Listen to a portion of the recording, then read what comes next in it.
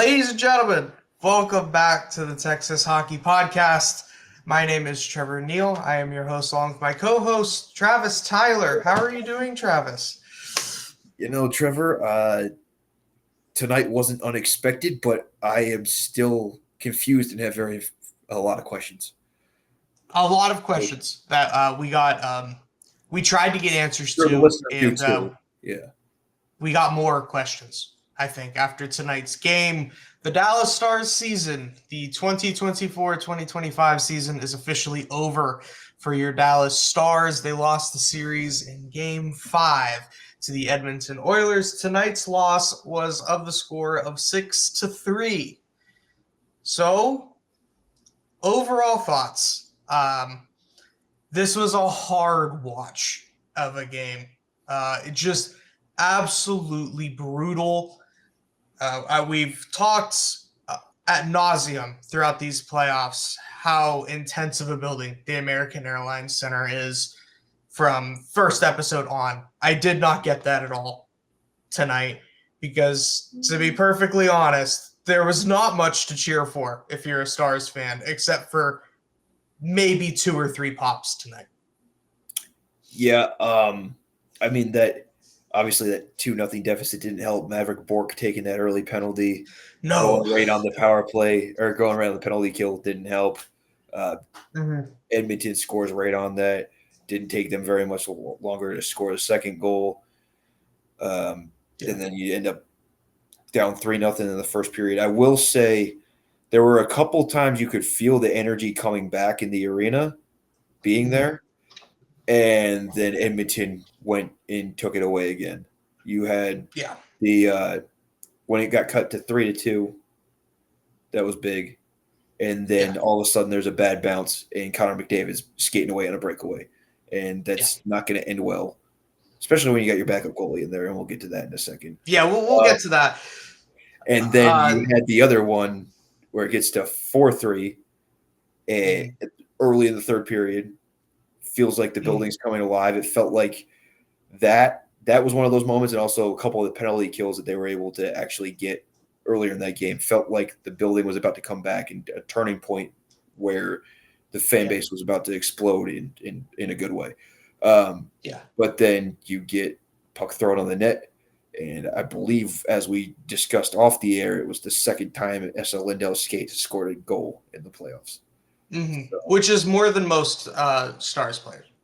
Yeah. I said it. Yeah, he's that's the sad thing. And he's usually a very solid player. That's another part. Another sad part of the equation. So to kind of go into this nightmare for Stars fans that was Game 6, we have to talk about a little bit of a lineup change going into tonight. Evgeny Dadonov, who we talked at length after Game 4, should probably be in the Stars lineup. Was not.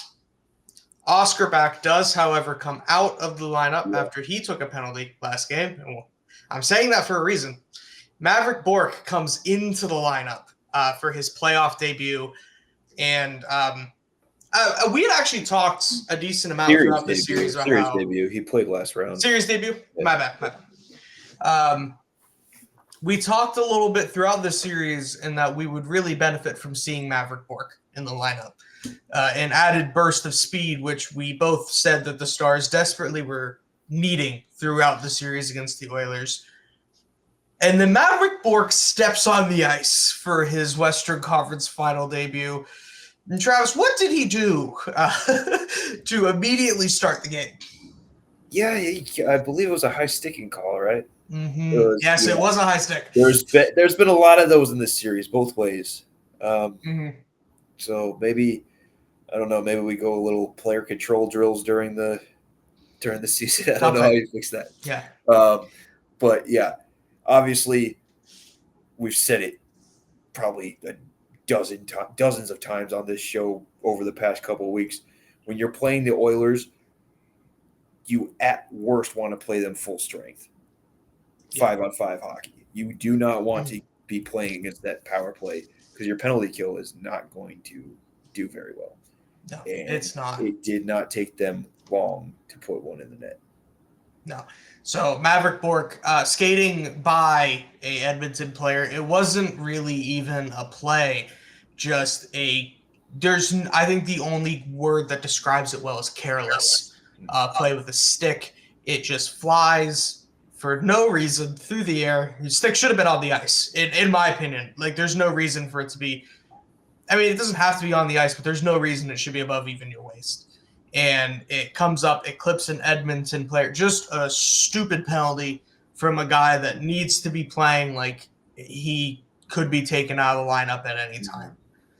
And that's a minute 47 into the game. And Pete talked before the game, and I think everybody that watched this series knew this. If the Stars wanted to turn this series around, scoring first was almost a priority. It was almost a necessity. Yes. And going down shorthanded a minute 47 against an Edmonton power play that is just clicking all series. It has been looking unstoppable. It's not a recipe for success whatsoever. Corey Perry, pretty similar goal to what we saw earlier in the series. Just he's always right in front of the net. Too easy. It was awful penalty killing. Yeah. It was awful. And we'll talk about this for the next few minutes, but it looked like the Stars weren't ready to start the game. No. Because even the minute 47 before the Bork penalty, I was like, this is not good. We needed to see this energetic jump right out of the gate. We didn't get that. And we're 2 minutes into this game, 2:31 to be exact, and we're already down 1-0. And it just had this deflating feeling. Like, it was bad right out of the gate. And that marks the 14th out of 18 games for the Stars so far this playoff, in which not so far that the Stars give up their first goal of the game. Just brutal, all around start. And so what did the Stars do to respond to going down 1-0? What was the vibe like? Because we got 4.5 minutes before another goal. I mean, this is going to shock you, but pretty much nothing, honestly. Nothing. It was just the time says they must have done something, but really nothing at all. These goals felt like they were 20 seconds apart. Yeah. And honestly, I thought they were until you said that. Yeah, no, me too. I'm looking at the timestamps going, are you sure? Especially when I was tweeting them out, it felt like I tweeted them out back to back. Yes, it felt back to back. But we've talked again. It feels like we've had so many running themes throughout the series about the Stars. They have not responded well to adversity in this Edmonton series at all. Trace that back to the missed over the glass penalty the other game, and now it's teams that win in May and June brush things off their shoulders, and it feels like the Stars really lost the ability to do that. Another broken defensive play just a few minutes after the Perry goal, and Matthias Janmark, just a mini breakaway right through Jake's legs. Former Stars. Yeah. Former Star. Two former Stars already. Former Stars getting the first 2 goals. Yep. Backbreaker. The Matthias Janmark goal, it really, I know it was very early. We're still 7 minutes into the game, and I'm going, it's done. Pack our bags. Yeah. And I said to my dad, who I always watch the games with, and I'm saying this for a reason, and it felt stupid of me to say it. I want to make it very clear. I felt stupid saying this. I was like, I know that's a breakaway, but Jake looked a little slow on that. And I was like, I'm not a goaltender. It just looked like he could have got down a little bit quicker to that. But it's Jake Oettinger. I have trust that he'll bounce back and play a good enough rest of the game. I thought that was a fair thing for me to think. And I say, man, now would be a great on the same page. No, not at all. And I say this would be a great time for a timeout. And then I see the players meeting at the bench, and I'm like, oh, a timeout. Let's settle everybody down. Was it actually a timeout? Did Pete actually call one there? Yes. Or is it just because it was a timeout? He called a timeout. Because I saw someone say it wasn't. No, they were saying at the end of the game that he didn't have any timeouts when they were trying to make that last second comeback. Yeah. So he calls a timeout, and I'm like, this is perfect. This is a good opportunity to, guys, Settle down. We're 7 minutes in. It's okay. It's only 2. It sucks. It's okay. And then the camera cuts, and I see Jake Oettinger walking down the tunnel. And my jaw hits the floor. And I really want us to talk about this because we're going to be talking about Jake Oettinger being pulled from this game all offseason. This was, I don't think anyone saw this coming. And Travis, I haven't found many people that agree with this decision so far. No, I don't. I don't think you will. I mean, No. that is the guy who is your franchise goaltender, who his teammates repeatedly over the last few years have described as the backbone of this team, leaving in the middle of the first period. After 2 shots. In an elimination game where you probably need it. Like, let's be honest, there's nothing against Casey DeSmith. He's not winning you that game. No. So we'll talk about that. That's not gonna make a difference. So it was shocking. Honestly, I couldn't believe. Yeah, I couldn't believe it at all. And I was like, that is one of your franchise players who needs to play a big role in this. And now, we'll probably talk more about the future of this team a little bit, but what does that do to his confidence? What does that do to the Deboer-Oettinger relationship? There's all sorts of questions around that. It's a move that didn't make sense. And I've said this to you guys about Dodonov being the healthy scratch for the last game. Mm-hmm. This felt like a move that was like, well, something's not working, so we need to try something different. And that's all it was a change for the sake of change, which when you're doing that, especially in the Western Conference Final, is not a good thing. So that's how I interpreted it.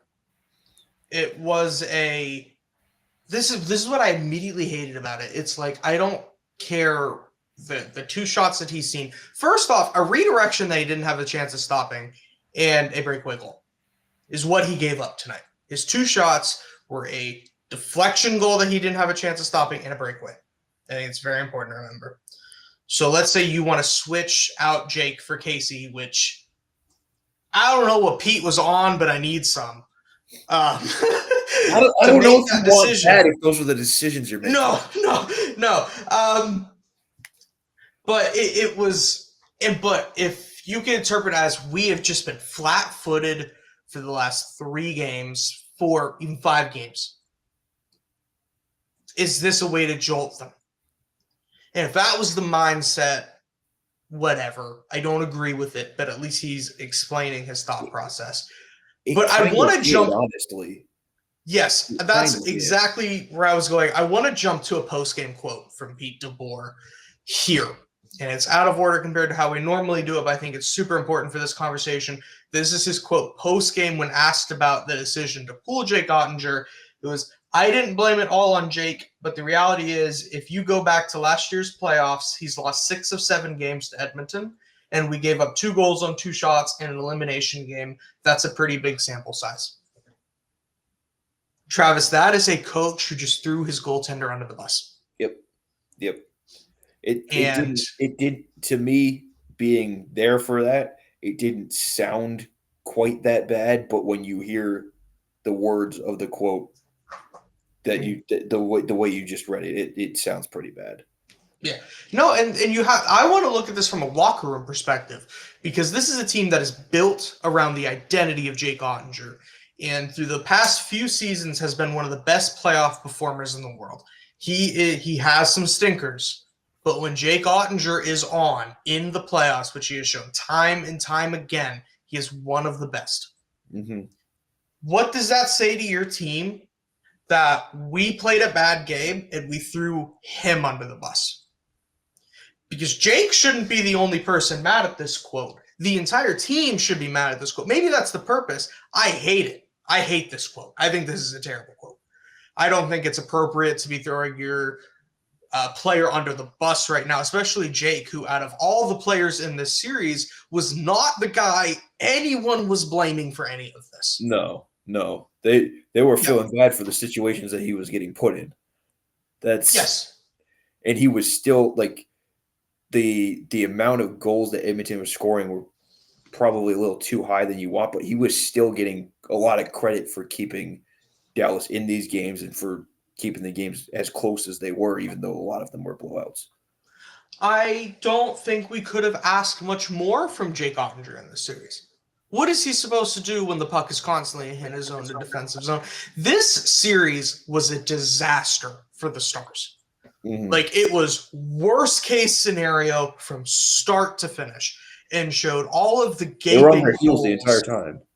Yeah, I'm not going to call them gaping holes. I'm going to call them weaknesses in the Stars lineup come playoff time. Not one of those weaknesses was goaltending. Not one. I don't think we've had a game this. Yeah. Yes, I don't think we've had a game this playoffs where I was like, man, Jake cost us that. No, not once. There's think too many opportunities for the exactly team. High danger opportunities. Yeah. Like, what do you want the guy to do? Yeah. So we'll kind of cut back to the game, and we'll talk more about post-game reaction. So we now pull Jake. We're 7 minutes into a game in which we're facing elimination. We pull one of the best playoff performers of the last several years, and in comes Casey DeSmith, noted Ryan Gosling lookalike. And sorry, I've been saying that since he was in Pittsburgh. You see it now, and you're never going to unsee it. He comes into the game, and my jaw's on the floor still. I'm like, the game just started, and Casey DeSmith is in net. It felt over. It felt like pack our bags. We're done here. That felt like they were waving the white flag in the first period of an elimination. Yes. That's another thing that you cannot do. Yeah. And what does Casey DeSmith do? About 60 seconds later, goal number 3. Okay. What? Man, guys, so if we were pulling Jake to wake up the team, that didn't work. It seems like they got worse. They honestly got worse as soon as that happened. Right off the bat, yes. Eventually, they kind of woke up and made a game out of it. Yeah. So we're now 3-0. 8 minutes in. This is Twitter is going crazy. This was a fantastic game to sit on social media for because everyone was having a panic attack. This was embarrassing. I texted you and Taylor. I feel like I'm watching the Leafs again. I'm having a PTSD attack in my living room. I'm like, the screen's slowly changing. It looks like TD Garden in Boston. I'm having a bad time.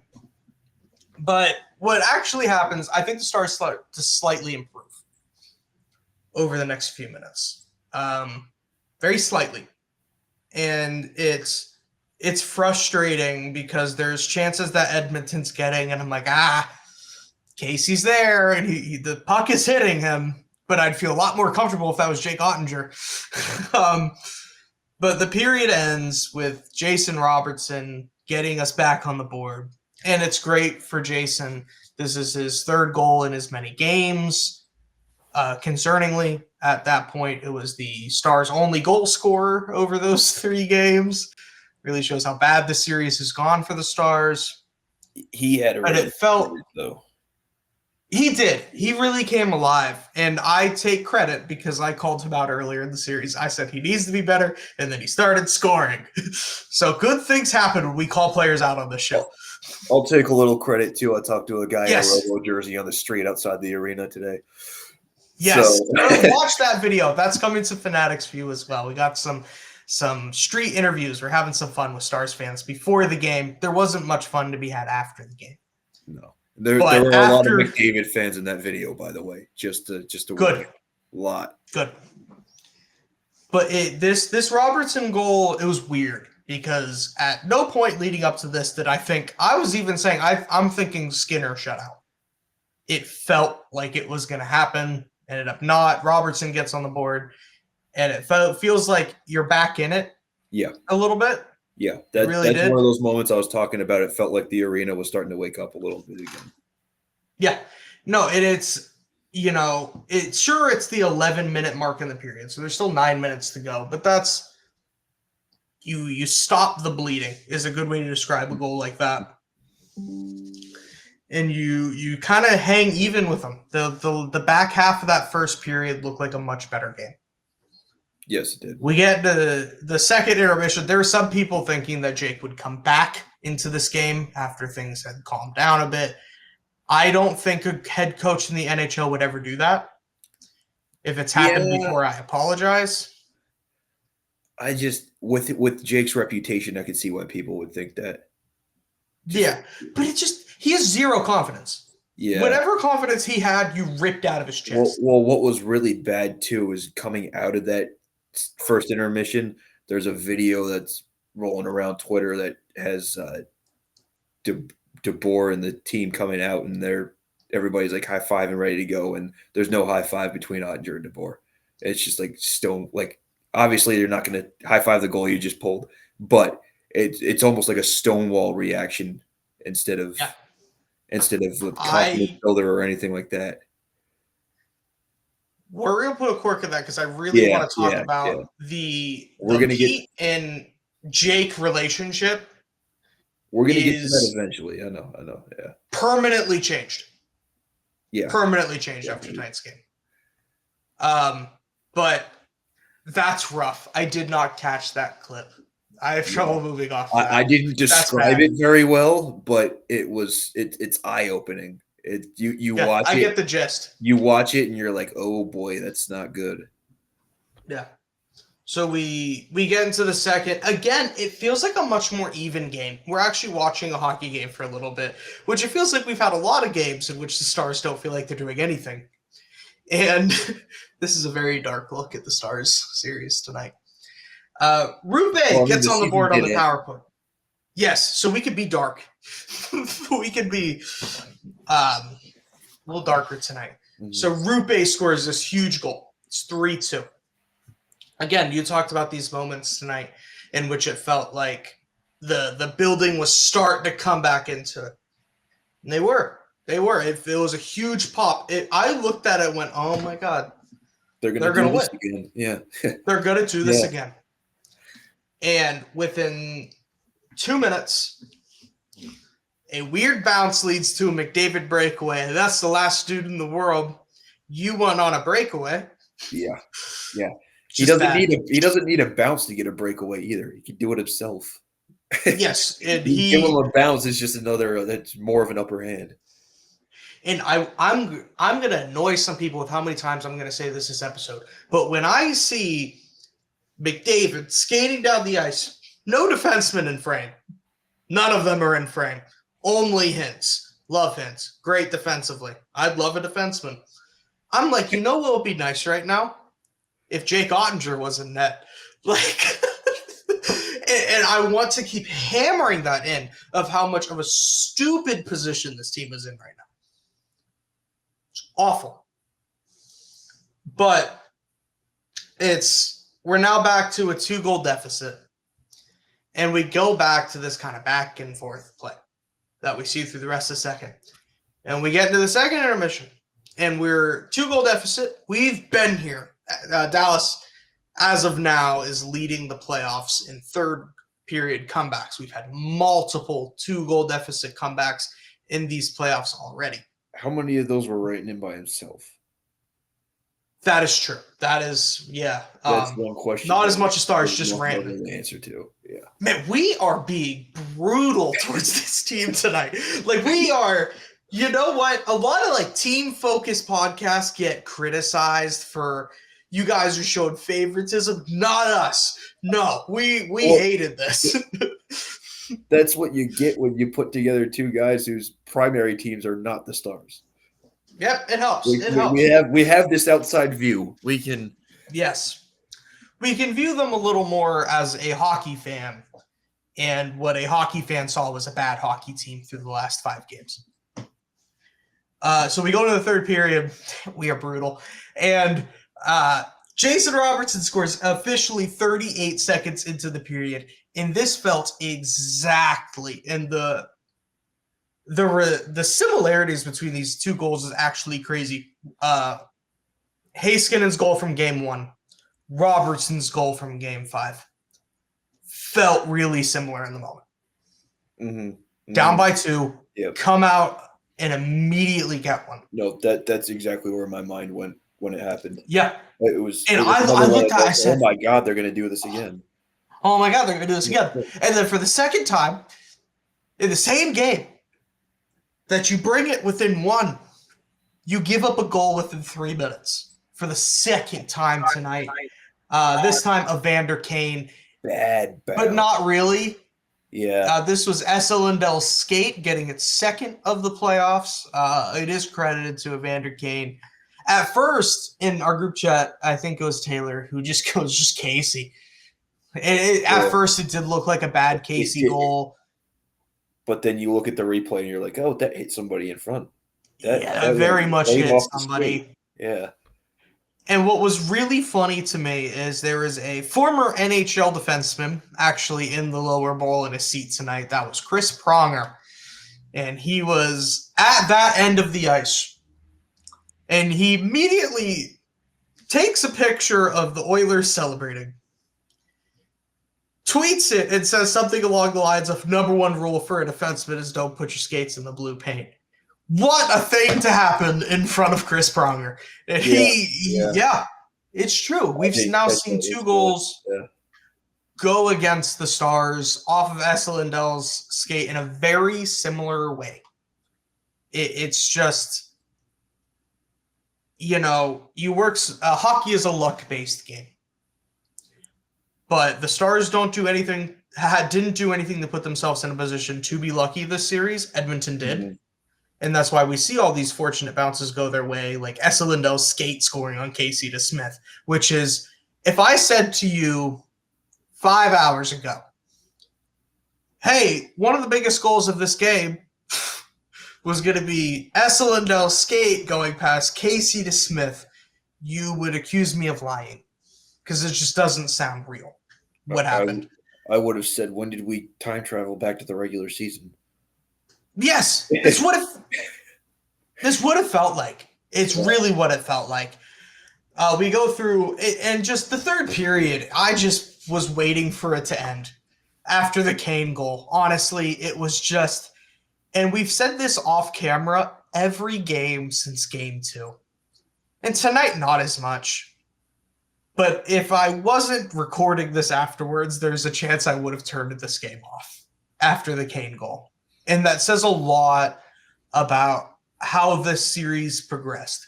Because if that happens in game 1, I'm like, get me the popcorn. Man, let's see what they can pull out. Even if they don't win, it's going to be exciting. Not once did the Stars look like they were going to come back tonight.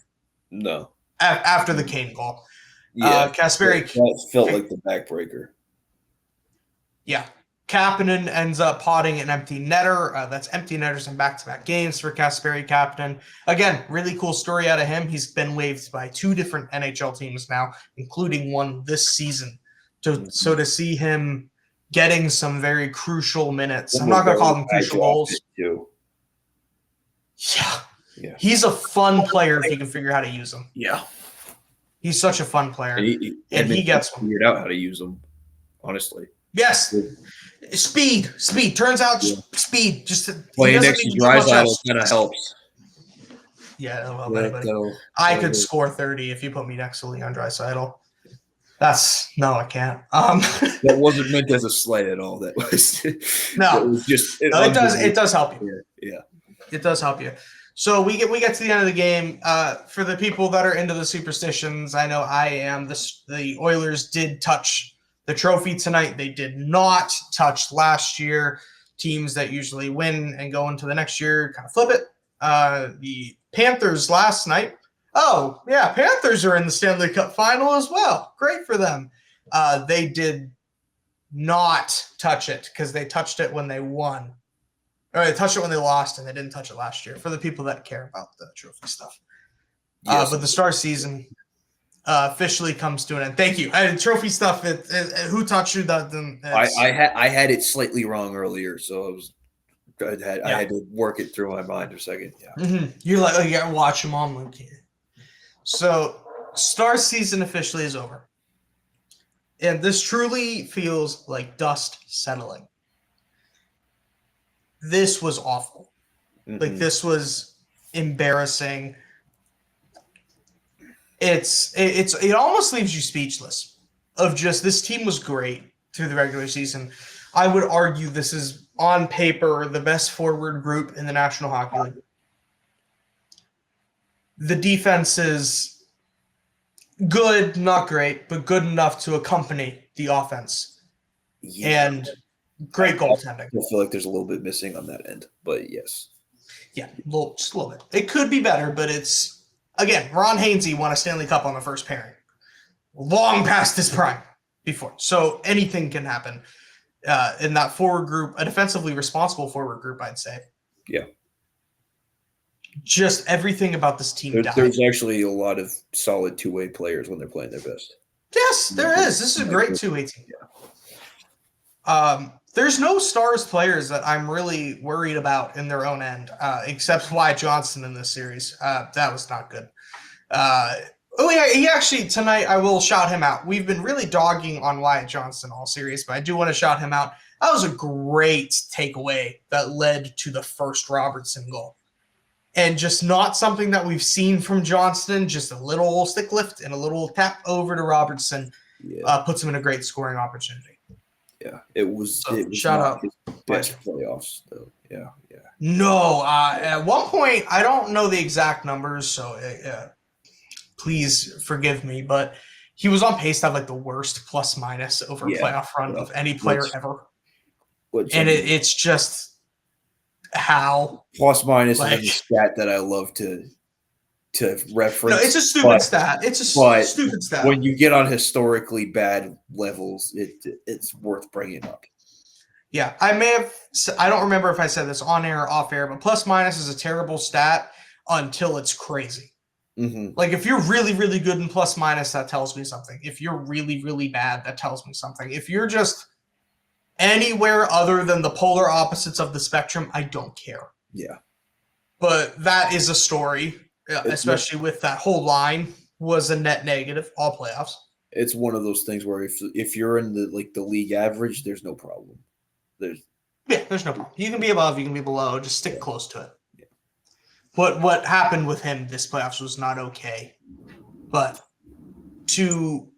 we get out of this game, dust settling, and it's like, where do you go from here? Because this is a great team. It is, and both of these teams were better than they were in last year's Western Conference Final. I would say that last year's for Dallas went a little bit better than this year's. Edmonton is just such a good team, but they're a better team than they were last year. I mean, you look at the team that Edmonton had last year. They were fast, but they weren't as physical. They went and lost some of that speed and added other players with speed that were also physical. And that was kind of the difference in the makeup of their team this year. Yeah. And I said last episode that the conversation around this was going to happen too soon. And after watching tonight's game, I don't think it's too soon to have this conversation because this turned very wildly towards one direction. Is Pete Deboer the guy to take this team out of the final three teams to the final one? Because it feels like it's right there. But we've fallen short now 3 years around the Western Conference Final.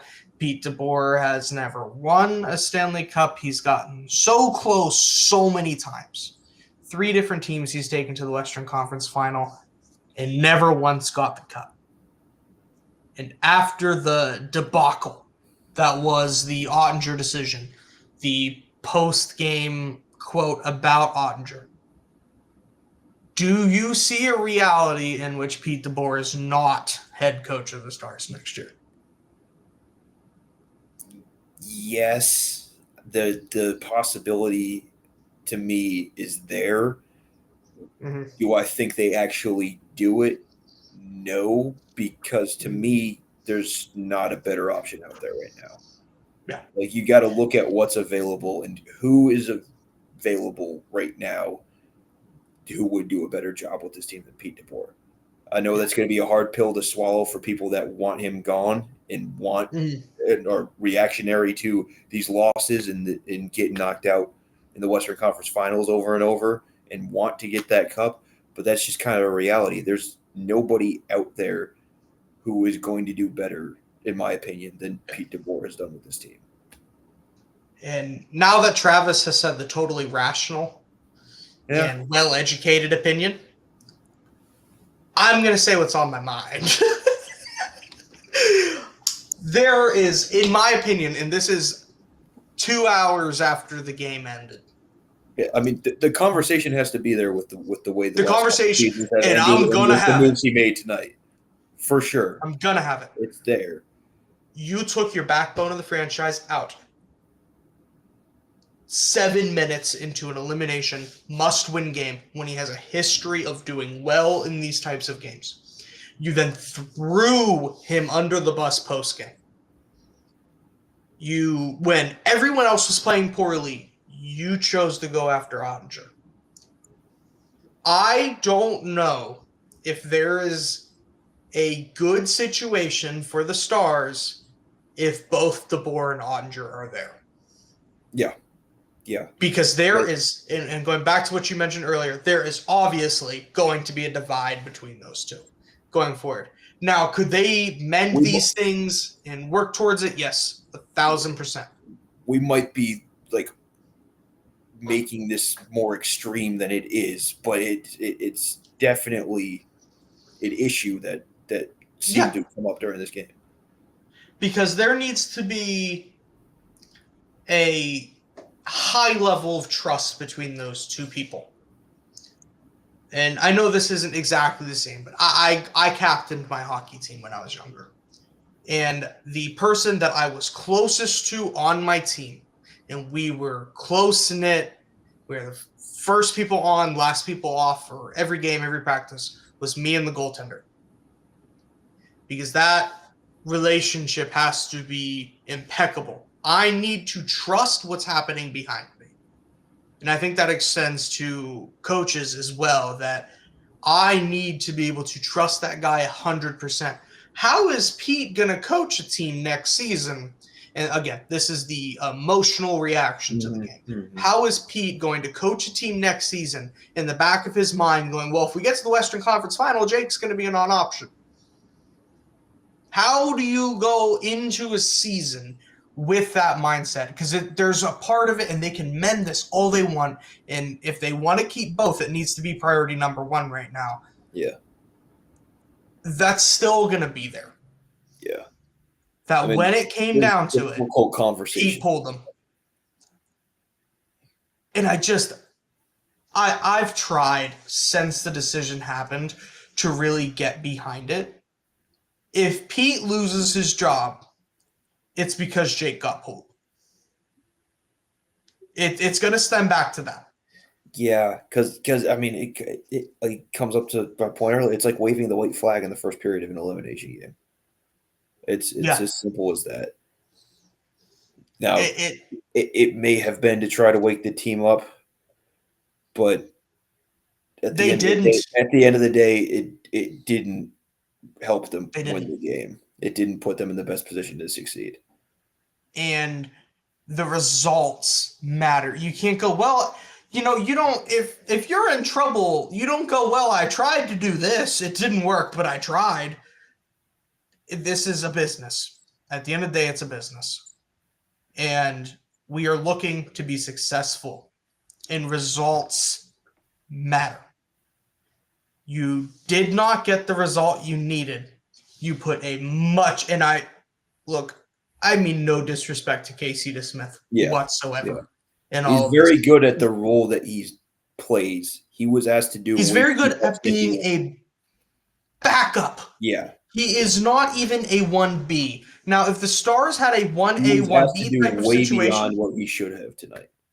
Yes. If we're in a 1A, 1B situation, I actually don't hate this move that much. But it's the drastic drop-off from Oettinger to DeSmith. There's a clear difference between the talent and skill level. This isn't going from Swayman to Allmark. This isn't going from Stolarz to Wall.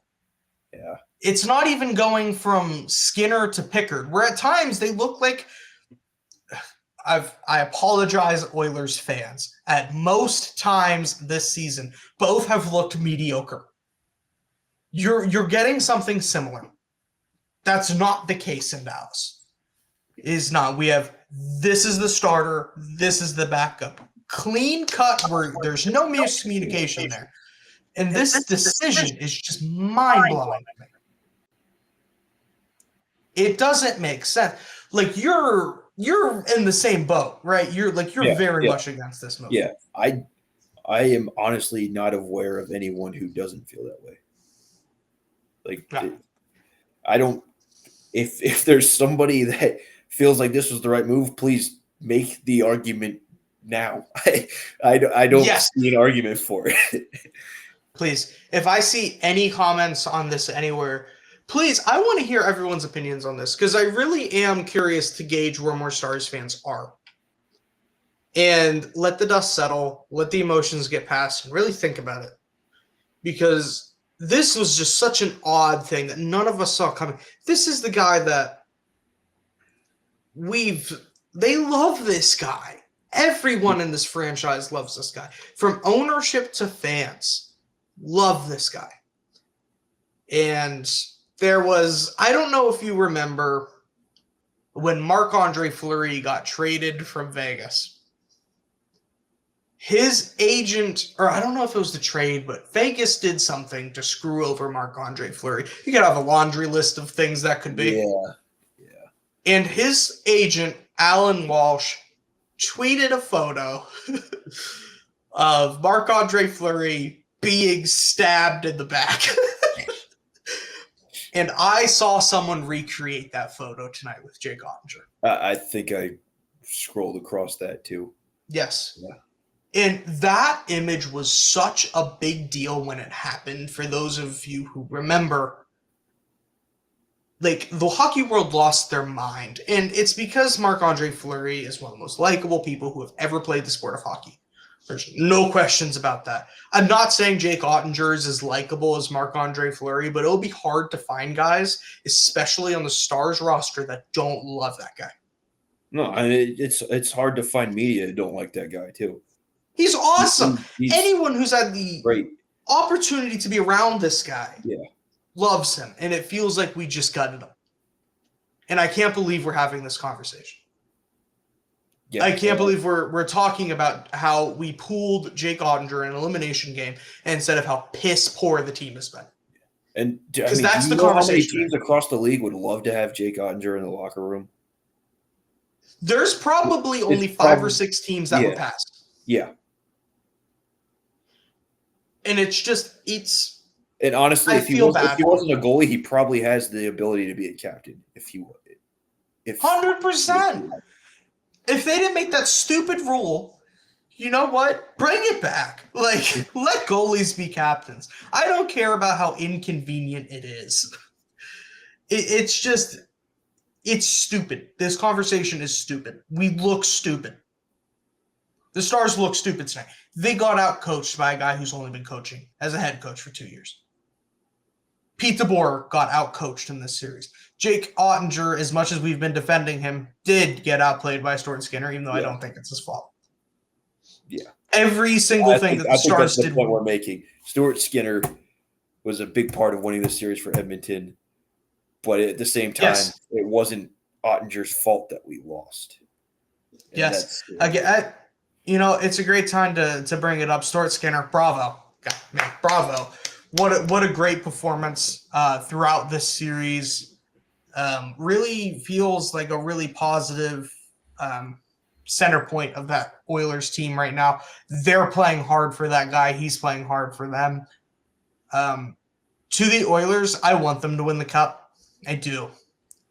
Because the way that they played the Stars and just the perseverance and just the effort that they showed is Stanley Cup worthy.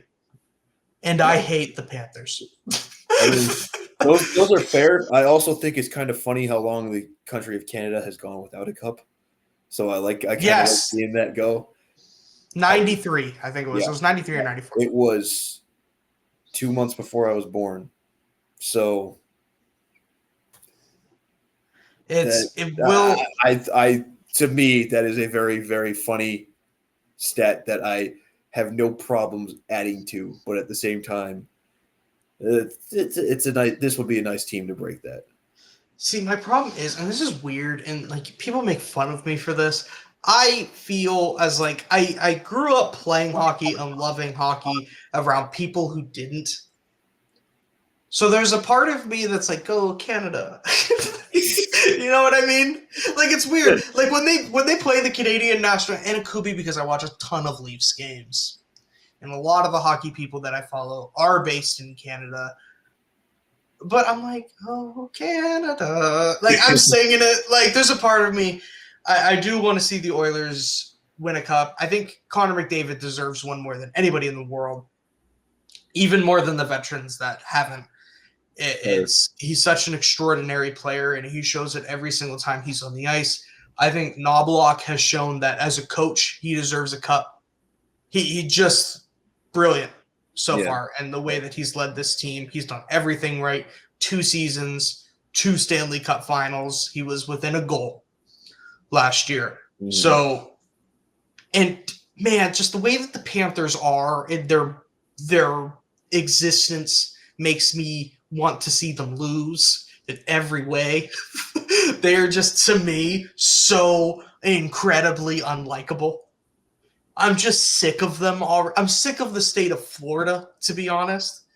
It's every Eastern Conference champion has been from the state of Florida since 2020 now, which is just stupid. Yeah. Just stupid number. Yeah. Income tax probably has something to do with it, but neither does Texas. So there's that conversation. We'll table that conversation. Yeah. We'll table that conversation. Going forward, there's going to be a lot of time during the offseason to revisit a lot of these conversations. The Deboer Jake thing is going to be something that we monitor. Locker room clean-out day. I don't remember what the Stars did for it last year, but expect some interviews in the next week or so. Probably I would expect that to happen to get some more insight into the team. I would love to hear from Jake. I'm assuming they probably did not talk to him tonight after the game. Not where I was in the Edmonton locker room and then in the main stage. So yeah, I haven't seen a Jake quote. Yeah, unless they talked to him in the Stars locker room, I don't think they did. Yeah. So we'll have to kind of keep an eye out for that because I really want to know where his head's at. And I know that conversation is going to be really censored because Jake is quite media trained and is more reserved. Like he's not going to give you the bombshell quote that I think some emotional Stars fans are wanting. Yeah. Like he's not going to go out there and going, yeah, we hate each other now, bro. I can't wait to leave. Like that's not happening. Honestly, a 90s goalie might have, but probably. No, but it'll be reserved, but it'll be interesting to see just kind of where his head's at and even his demeanor next time he's got to talk to media. What this team does come the offseason. It's usually pretty steady. It's the same, pretty much. So any kind of difference will tell you one way or another. Yeah. You know, we've got some UFAs, we've got some RFAs this offseason. They're going to be really interesting conversations. Matt Duchene, Mikhail Granlund, Jamie Benn. There's a chance we don't see any of them in Stars jerseys next year. Yeah, honestly, Stars fans love Jamie Benn, and rightfully so for what he's done here. Mm. And I might get a lot of flack for what I'm about to say, but the way he played in the playoffs did not warrant another contract in Dallas. No, say it. Yell it from the rooftops. It did not warrant another contract in Dallas. I don't care that Jim Neal basically promised to re-sign him back in September. You can't hold them to that promise after the performance that they've had or that Jamie had. And it's unfortunate because of what he's done for the Stars. And it's going to be very uncomfortable for any Stars fans to see him play for another team. But with what this team needs and with the way he played in the playoffs, it just doesn't add up. It doesn't make sense to continue this, unfortunately. There's there's going to be a lot of difficult conversations this Mhm. offseason about is what we're doing good enough? Yeah. Because, look, if this series went 7 and it was hard fought, we're not having this conversation. Right. But the fact that we got spanked. It was 5 games of piss poor, embarrassing play. Yeah. It should have been 4, honestly. It should have been 4. Yeah, we said that from game 1. I was thinking after game 1, if they do not immediately improve what this game looked like, they're not winning again, and look what happened. So I just want to say one more thing before we get wrapped up, and I'm saying this directly to Stars fans. Get some sleep. Rest. Take a few days off. Don't think about hockey for a little bit. Watch the Stanley Cup Final casually. Watch the Stanley Cup Final knowing that these are 2 extremely talented teams. Pete Deboer did say that tonight. These are the 2 best teams in the NHL. They're in the Stanley Cup Final for a reason. It's hard to argue otherwise. Yeah. Back to back. Enjoy what should be a fantastic Stanley Cup Final. Decompress a little bit. It's okay. We'll be here next year. Energy during the off season, because that's what they need. Yes. They need energy infused into that lineup, because it felt like everybody tapped out. Tired. Yeah. Got tired, tapped out. Take a little bit of time. Calm down. We'll have the difficult conversations. But enjoy the fact that we've seen such a fun team to watch through 90 and a bit games. You don't get probably close to 100 very often 3 years in a row. No. So, look, there's teams on the bright side. You could be a Sabres fan. You could be. I know a few. Yeah. You could be. Good people, but not great to deal with during hockey games. No, you could be. What's another team that's awful? You could be a Ducks fan right now. You could be a Red Wings fan, like Travis. It really low blow. Yeah, low blow. Once they got McClellan in there, they were much better. Yeah, it's been. If this is a very different Stars team next year, it's been a hell of a ride with this core. If they move on from the Ben and Sagan era, it's been damn fun getting to watch these Stars. 4 conference finals since 2020, and a Stanley Cup final appearance is hard to get. Unfortunately, just a little bit short, but we'll be back to have these difficult conversations as the offseason goes on. I want to thank each and every one of you for listening throughout the 2025 playoffs. This has been an absolute blast to do. We appreciate all the support from around the globe, our Finland and our Canadian listeners. You guys are awesome. I will shout you out as much as possible. But please like, comment, subscribe, rate, share. It really helps us out. Leave a comment. Let us know what you think. And we will be back